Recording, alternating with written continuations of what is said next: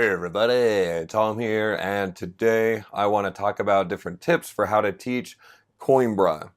Coimbra is a pretty fun, very thinky, kind of tricky game, and it's definitely kind of a tough game to learn and teach and all that stuff. So that's what this video is for. Let's go ahead and dive right into it. We're going to start off by talking about the appropriate audience for this game. Who is this game for? Because it's no fun to teach this game or play this game with people who wouldn't enjoy the game anyway. But I see that this game is a game that you're going to want to bring out with your expert gamers. This is not a light game. It's not an easy game. You don't want to bring this out for people who are new in the hobby. You want to bring this out with people who have been in the hobby before. They've seen lots of different mechanisms. They're ready for a game that's going to make them think pretty hard, stuff like that. So I would bring this game out with expert gamers, especially those gamers who really like drafting mechanisms. This game has both dice drafting and card drafting, so that's like gold for those people right there. Then also, you're going to want to bring this game out with players who don't really care about the theme, because this game is pretty themeless. So like, for example, when I play games with my family, even though they're expert gamers, they are pretty heavy on theme, and I would probably not bring this game out with them because I don't think that it would be much fun for them. But yeah, so we want to make sure that you have the appropriate audience before you're going to teach the game. Now, in most of my teaching tips videos, I start off by recommending that you include your players in your setup. This is no different. So my next teaching tip is about having the players help you set up. And this is going to be really straightforward. It's extremely easy to have the helpers and the new players building the character decks, because you need to make sure you get phase 2 card shuffled and phase 3, well, not phases, but you know what I mean, those ages, stuff like that. Get age 2 shuffled, get age 3 shuffled, put one on top of the other, and there you have your character cards. You can even have them deal out the tableau of the 12 cards that start out the game. And then also you could have a different player who are going to take those, the monastery tokens, those are the ones on the map, have them separated out, shuffle it up, and they're going to place them on the map face up. That will at least give them some familiarity with the map, this idea that there's going to be moving around. That's a really common thing that we've seen a lot of these Euro-style games and things like that. So by having them participate and setting that up, it's going to build some familiarity with them from the beginning. My other recommendation when it comes to setup is to make sure that you are setting up your player pieces together. That's kind of a given, but you know, everybody gets their playing pieces, and then everybody should find these pieces and move them over here and things like that. But the reason why I'm saying that is that I think you could actually start explaining the rules as you're having players, for example, place their tokens on the starting track, things like that. So if you are setting up your player pieces, that could be a great time to start your explanation. You're going to take these round discs and they're going to go on these tracks. Hey, these tracks are going to be one way to get points and income, stuff like that. And so bear that in mind, those discs. And also cubes, your starting cubes are going to be your income. Those go on the board. So just don't just tell them to put things somewhere. Give them a purpose. Tell them why those things are going in those places and how they contribute to the overall game. But having said that, I would say wait on handing out the starting cards and the pilgrim pieces. And we're going to talk more about this in the rules explanation and rules that we'll talk about it more later. But essentially, I would not recommend drafting starting cards or starting location on the map with your pilgrim pieces. I would just be handing those out. And so hold on to those pieces until after you started the rule explanation, because those can play a part in your rules explanation, stuff like that.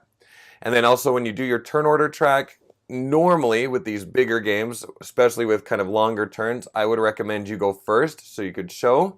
I actually think that this game is going to be a good game where you could go last. And the reason why I say that is that when drafting, I usually try to go last when drafting so that people don't feel like you're taking the best thing because you know how this game is going to go. And so if you go last in that first round, you're going to be drafting last, which is a pro. And then chances are good, because you're going to have several crowns because of where your piece is, that you will no longer be the last player after the draft has taken place in that first round. You're going to maybe become the first player or second player or something for all of those phases after that. So then you can lead the charge on what's happening on those things. So for me, I would say put your player piece last when choosing turn order. Now, having said that, let's go ahead and dive right in to the rules explanation. This is kind of where the meat of this video is going to be. And I'm going to do my best. If you've seen me teach this game in my video, I really tried to implement some of these things, and some of these things I thought of as I was recording, so I didn't do a great job of them in the video. But when you're going to explain how to play this game, my recommendation is, once you kind of have things set up, start with, of course, how you're going to win the game. What do the victory point icons look like? And so I would point out, hey, the victory point icons are those laurel, is that what they're called? The laurel wreath things. And then I would start by pointing out, where do you see these most commonly? And so I think in my video I said, hey, look, over here on the track, this is where you're going to get some points, both as an income on the green track, but also for having your disc the highest up this track at the end of the game. And then you could point out on the map that there are several monastery card things that have the victory points on there, so that's going to be another place to get some points. And then you have your Voyages cards. Why am I doing this? Voyages cards at the bottom of the board, and that's going to be another way to get points at the end of the game. And finally, point out the character cards. Hey, look, here are some more victory points. So the whole main player area is full of victory points. The point of the game is just to try to get as many as you possibly can. So after that you've explained that you're trying to get the points, what I would do is I would take the pilgrim pieces, because you remember I told you don't put those on the board just yet. Take everybody's pilgrim pieces, shuffle them up, and just put them on the map randomly. You could explain if you want to that normally that's a part of setup, it's a part of like drafting and things like that. But for this first playthrough, why not? Just put them down randomly so that it's fun. If you only have 2 players, maybe put them kitty corner from one another so you're not like chasing after each other, stuff like that. So you're going to start by explaining the points, shuffle up those pilgrims, put them on the map, and then you can re-emphasize as you're doing that. So here's your pilgrim piece. You're going to be moving around the map with the possibility of getting those points. Next, I would just randomly deal out the starting cards rather than drafting them the way that the rulebook says. And again, I'm not trying to change the game. I'm just saying for the first game, nobody's going to know what to choose. It's just going to feel overwhelming. So you can just randomly deal out 2 starting cards to each person. And then one at a time, you're going to talk each player through each of their starting cards, making sure that they go in the right place on their tableau. But also, you're going to point out, hey, look, this is an orange card. It has a 3, so we're going to go over to the track and move your disc up 3. And that's going to be happening throughout the game. As you get more cards, we're always going to check the color of the card, and that's going to move your disc up, which will improve your income and help you fight for those end-of-game points. So that's why I said earlier, hold on to those pilgrim pieces and the starting cards, because that's going to play an integral part in your rules explanation. And it also gives you a time to start introducing the iconography, because there is a lot of iconography there, and a lot of it is very straightforward, especially on those starting cards. And so that's going to be your time to point out that everyone's getting these special abilities, you're kind of starting in different things, and they're going to start adjusting to that iconography. So once I've done that, I just really quickly revisit the ways to score, because now they've started to get their hands on it with those starting cards and those pilgrims. So I would just briefly say again, so remember in this game, you're trying to work your way up the track, moving around the map. We'll talk about the voyages later. That's going to be something I will talk more about later. And then character cards. And that's going to be the main thing, is we're going to be drafting these character cards to help us move up the track that will also help us move our guy around the map. And you're going to try to start making these connections, weaving the pieces together during your second explanation. Once you've got your second explanation done, go ahead and roll the dice. So you take your dice and you're going to roll them. And what I would do is just say, during each round, we're going to be picking 3 dice. So just be aware that that's a thing. This is a dice drafting game. You're going to be picking 3 dice in the round. Now, we know that that dice drafting phase is thinky beyond belief, because you are making so many decisions. So many things are playing into that. The number of pips on the dice, the color of the die, the color of the card, the number on the card, the special ability. Like, there is a lot going on. And so after you roll the dice, maybe just briefly say, hey, there's going to be 2 things that happen with the dice when we pick them. The number is going to help us with the characters, and the color is going to help you with the income. And I would kind of leave it at that for a minute. And I would discuss the types of basic incomes. So I would kind of point out that the gray dice and the orange die are going to help you get shields and coins. Shields and coins are how we're going to pay for these character cards. So again, we're trying to take all of these different levers and weave them together for the learners. So just to rewind, you roll the dice, just say we're going to be picking 3 dice. The pips help us pick the characters. The characters are going to help us move up the tracks. And then we're going to use the colors of the dice you've picked to gain rewards depending on where your disc is on the track. Then you could also talk about the other income. Hey, look, we also have the purple die, or the purple track is going to have you help your guy move around the village, which is one way we talked about for points. And the green die is going to help you move up, and the green cards are going to help you move up the green track, which will also help you get points. So roll the dice, talk about pips and color as they relate to the tracks. And then my recommendation is, as you're getting ready to draft, don't focus so much on the dice. You've briefly mentioned the dice. You're going to say, take a look at all of these cards. Probably go over the cards, that what they do. They should be familiar with the colors and the number. And then they have an idea about the iconography. And say, do any of these cards look like it's something that you want to do? And I would, just turn to the first player and say, which of these cards are you most interested in? And have them pick a card, and then help them pick a die that will help them get that card. So if they point to a card on the second row, then you're going to want to say, if you want this card, you probably want to pick it as quickly as possible.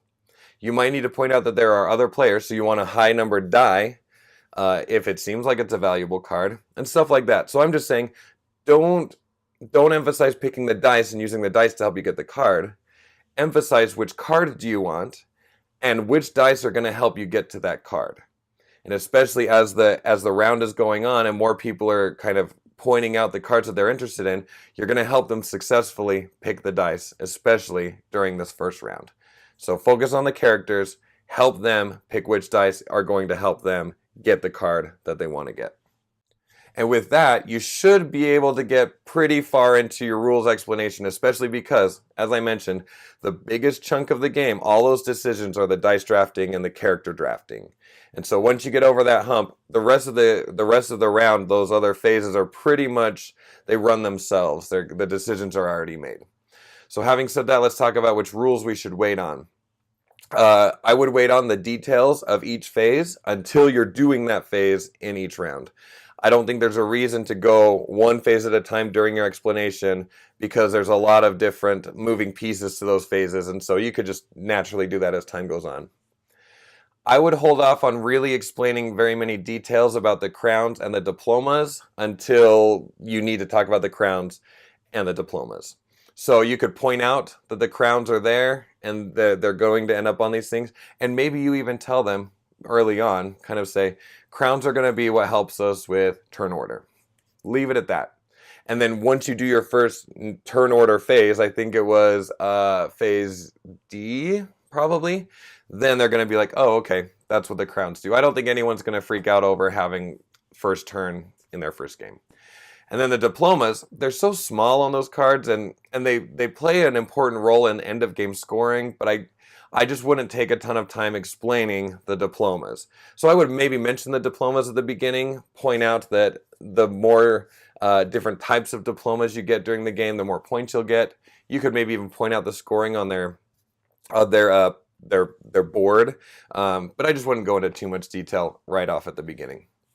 Similarly, hold off on the voyage cards until the first voyage phase, probably, unless someone picks that castle card. Then you could go into it, but I just wouldn't talk about voyages until they come up in conversation or they come up in the game. And now I just want to throw out a couple other tips, including the biggest one, the one I was most excited to think about as I was recording the game. But let's start with what I have already said. Don't do drafting, starting things in the first game. That's just confusing and overwhelming. Just put the pilgrims out randomly, deal out your starting cards randomly, call it good. I would recommend not using the player board. Like, a lot of times games have great player aids, and you can hand out the player aids and have your players follow along with you. I don't think that these player aids are clear enough for that. I think they would probably add more confusion the first couple of rounds. They're mostly there. I'm going to say they're mostly there for you as the teacher to make sure that you're following along the track that you're trying to follow. And that's going to bring me to the big recommendation I have. I might catch a little bit of flack for this, and I don't mean to. But when I was recording, because there was so much going on in my head, it was so helpful for me to put a cube on a card that I wanted. So my big recommendation, if you take nothing else away from this video, is for the first time through, if you have your own cubes, cool. I realized halfway through recording that I didn't even need to use my own cubes to do this. I could have used the discs, because every player has this whole pile of discs and they will probably rarely use them all. So if each player just sets aside 3 of their discs, I'm going to recommend that they use that disc while you're talking about which card you want to draft. So earlier I said have the players focus on which card they want. My recommendation is have them take a disc and claim the card that they want. I realize that a big part of this game is building the tension, not knowing which cards people are going for. I don't think that needs to be a part of your first game, or even if it is, I don't see a problem with putting that tension a little bit earlier. Put that tension as people are putting their cubes down, not as they're drafting. And I'm not trying to change the nature of the game. I'm just saying for this first game, I think that could help a lot with that very first dice drafting phase, and for the whole game, the dice drafting phase. So if they put a disc on a card that they're looking for, then other players aren't going to have to think so much on their toes when they're unfamiliar with the system. So if they put a disc on the card, then other players know, okay, they're going to use that to calculate if they need to pick higher dice to try to beat somebody to a card. I just think that it opens up a conversation, and if you allow people to move those discs around, if someone else is going to come over there with a bigger die number and put their disc on a card because they want it instead, well, then give the other player a chance to move their disc somewhere else without changing their die. So use the discs to help the players claim the cards. And the other reason is why I like those discs is it really will help if you will, before a player takes the card away, use the disc to track and make sure that you've hit everything. And I kind of did that in my video. Use the disc or the cube to make sure that they pay for the card. And then you move it down, make sure that you're moving on the track. And then you move it down, make sure that you're hitting the immediate effect or that you're going to put the card in the correct place, and then they can take stuff away. So that's the big tip from my video. My pretend genius is probably rule breaking, but you let the players use their discs to mark the cards their first game through. And along those same lines, please be patient with the players. If you are somebody bothered by analysis paralysis, don't teach this game because that phase is a head scratcher. And the more players learn about the mechanics of the game, the longer that dice drafting phase is going to take.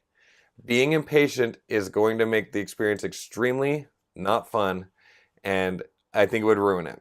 So just be aware, if you're bothered by long thinkers, this is not the game to be teaching to new players. Be patient during that dice drafting. It's going to take time.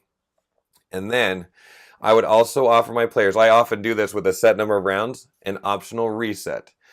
This game only has 4 rounds, but they are long rounds. And so as you're teaching the game, you could also say up front, why don't we do a practice round?